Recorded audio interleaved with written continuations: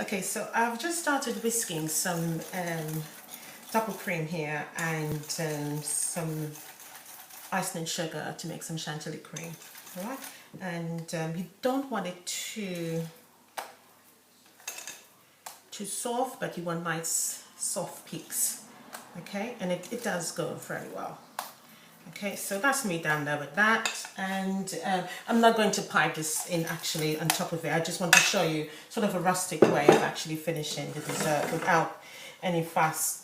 Remember, if you do decide to do something like this for your exam and you're running out of time, it's all about your imagination. No one is here to criticize your presentation. It's your creativity at the end of it, and just using your imagination is what really pulls you through sometimes. So don't be afraid to practice this. And this is one of the main reasons why we're doing desserts, because it's quite easy to practice your presentation with desserts, because it's really a standalone product. It's literally the presentation and the food item is what you're going to see. All right. Okay, so I'm just gonna get the sauce all done now, which I can actually smell it. It smells very, very lovely, and you can smell the actual sugar in it, the caramelization, and it smells absolutely beautiful. Actually see the toughiness in it. Right, so let's use a nice ladle. I'm going to take that away. Now, another thing to remember is do not go poking your finger in there because it's going to burn. Okay, this is not the time to poke your finger in something. It is going to hurt. I'm just going to put that there. No, I'll probably leave it there. That's better. So you can see what I'm doing. I'm using my small little ladle there. Now remember, with presentation, the plate is important. A lot of people tend to put desserts in small plates, and that's the wrong thing to do. If you pay attention when you go to restaurants, they do not serve desserts in small plates. It's always a big plate, okay? And some plate with a particular shape, whether it's rectangular, square, circle, or even a bowl, and that actually helps to raise the presentation, okay? So here I'm using a nice big plate.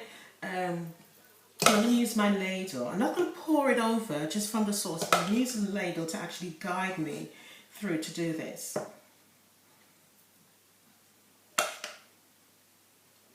Now remember, everyone eats with their eyes. It's very important that you make it look really desirable. Yep. The eyes is what first captures us in order to try something out. So just take your time and get it done properly. Right, I'm just going to use a spoon to label out the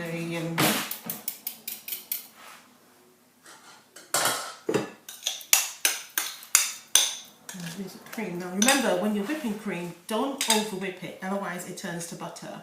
And what I mean by that is that it starts separating the cream from the fat within the sugar, the cream or the milk product in this case separates within it, and you can see that the butter and the cream separates and becomes curdle again. All right. Now there's a trick to bringing it back, but obviously we will pick that up another time. Right, so I'm just going to cut my cream in half here. Another good way of doing this is that if you can just wet the spoon in a little bit of warm water, and that helps it to come off a little bit more easily from the actual spoon to put it on. So I'm just going to put it on. I think it's a little bit too much. Put a little bit less on there. Now remember, it's a little bit light because I did not add really dark sugar to it. I'm just going to crush a little bit of the other bits of chocolate up because I ate the last bit. You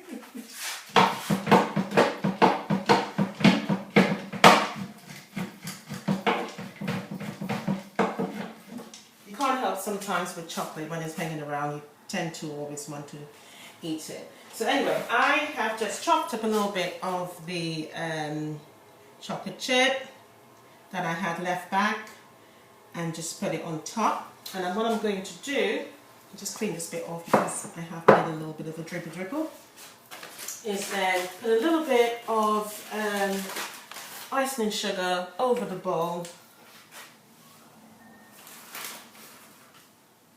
and just tap it on very gently. very, very gently, and I will show you what this actually looks like. Okay. Also, if we had a bit more any strawberries or raspberries or anything red, it really helps to bring the color out alongside with some mint. But I think it looks pretty good and appetizing, so it's up to you to have a go. Please let me know what you think, and I can't wait to see yours actually, so I'm looking forward to it. Again, remember, if you wanted to add fruits to the sponge mixture, you're more than welcome to, instead of bananas. The important thing here is actually have a go, and if you change the recipe, even better. That's all what it's all about. All right guys, so I look forward to seeing yours. Bye.